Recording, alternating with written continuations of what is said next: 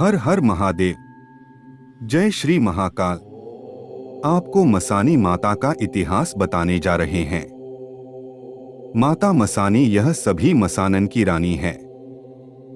माता मसानी देवी का मंदिर राजधानी के सादतगंज स्थित हसनगंज बावली में स्थित है और यहाँ पर हर साल हजारों भक्त माता मसानी के दर्शन के लिए आते हैं।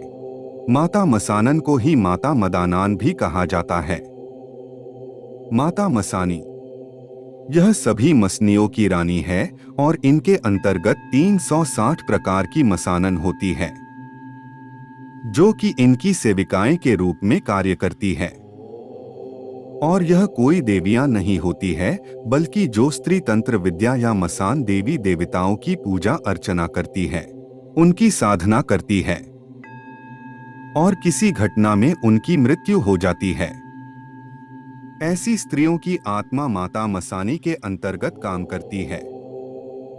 जैसे कि गुजरात में माता मेलेडी बहुत प्रसिद्ध है और इनके नीचे जो शक्ति है उसे चापड़ी बोला जाता है। आपने कई बार भक्तों से सुना होगा कि हमने मसानी काट दी है, हमने मसानी का यह कर दिया, हमने मसानी का वह कर दिया। और कई लोग तो अज्ञानतावश यह भी बोल देते हैं हमने मसानी को भगा दिया है। ऐसे लोगों यह जान लेना चाहिए कि यह जो शक्ति है यह माता मसानन के नीचे की शक्ति होती है, जिन्हें साधारण भाषा में भूत प्रेत चुड़ैल भी कहा जाता है।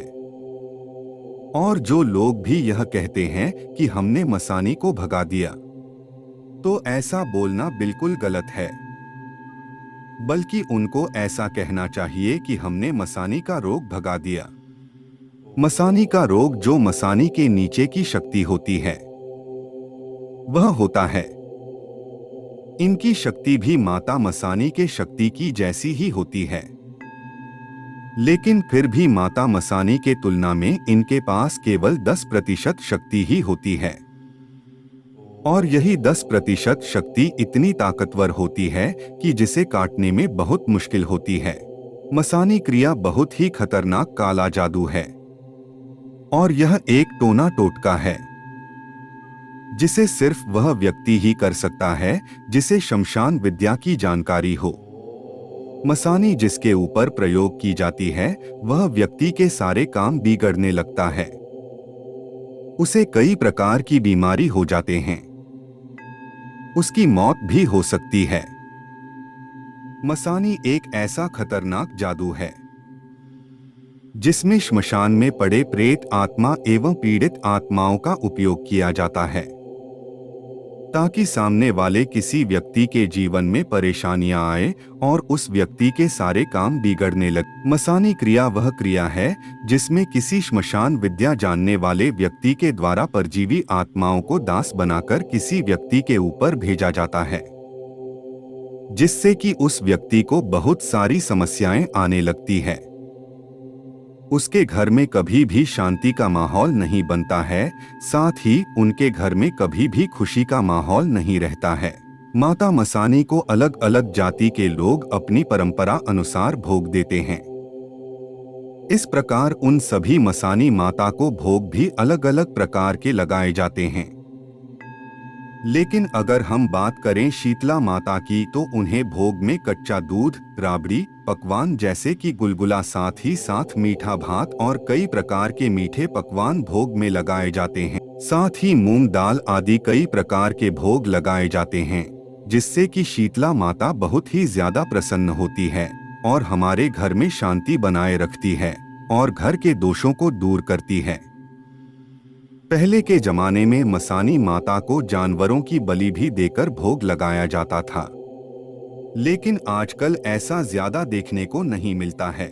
मसान बीमारी एक प्रकार की भूत प्रेतों से संबंधी बीमारी है, जिसमें कि किसी व्यक्ति द्वारा दूसरे व्यक्ति मसान का प्रयोग किया जाता है, जिससे कि उस व्यक्ति एवं व्यक्ति के परिवार के ऊपर भूत का साया बन जाता है, जिससे कि वह व्यक्ति और उसका परिवार दोनों ही बहुत ज्यादा परेशान होते हैं। जिस व्यक्ति को मसान की समस्या होती है उसे सपने में खुद का सीढ़ी से गिर जाना ऐसा दिखाई देता है। साथ ही उसे हमेशा सिर दर्द, पेट दर्द एवं कभी कभी पैरों के दर्द की समस्या बनी रहती है, जिसके कारण वह व्यक्ति बहुत ही ज्यादा चिड़चिड़ा हो जाता है। पीड़ित व्यक्ति के शरीर या फिर कपड़ों से बदबू आती है या फिर उसके आसपास वाले जगहों से बहुत ही ज्यादा बदबू आती है। यह बदबू सड़े हुए मांस जैसी हो सकती है, जिससे कि उसका दम घुटने लगता है।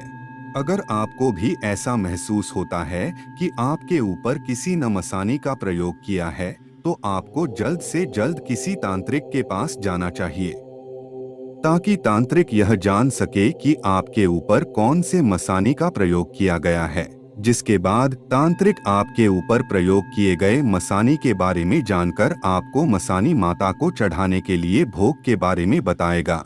और अगर किसी वजह से आपके ऊपर कौन सी मसानी माता का प्रयोग किया गया है यह पता नहीं चलता है, तो ऐसी स्थिति में माता मदानन को भोग लगाया जाता है, क्योंकि कहा जाता है कि माता मदानन की बात कोई भी मसानी देवी नहीं काटती है।